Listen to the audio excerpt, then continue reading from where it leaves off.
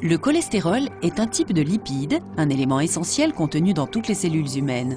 Toutefois, un excès de lipides et d'autres substances graisseuses dans le sang peut entraîner une hyperlipidémie et d'autres troubles lipidiques. L'hyperlipidémie est un facteur de risque significatif pour le développement de l'athérosclérose et d'une maladie cardiaque. Le système cardiovasculaire comprend le cœur, les vaisseaux sanguins et le sang. Le sang a de nombreuses responsabilités de maintien de la vie, incluant le transport de l'oxygène, du dioxyde de carbone, des nutriments et des hormones dans tout le corps. Le sang contient des globules rouges, des globules blancs,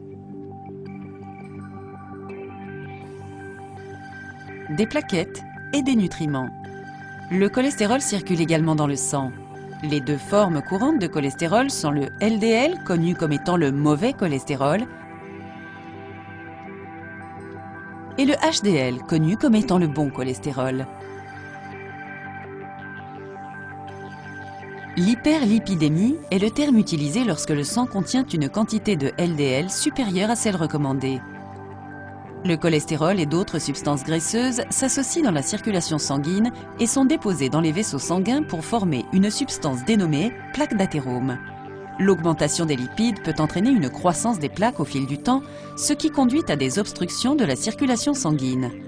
En cas d'obstruction des artères coronaires, il peut s'ensuivre une crise cardiaque. Et si une obstruction survient dans les artères du cerveau, elle peut conduire à un accident vasculaire cérébral.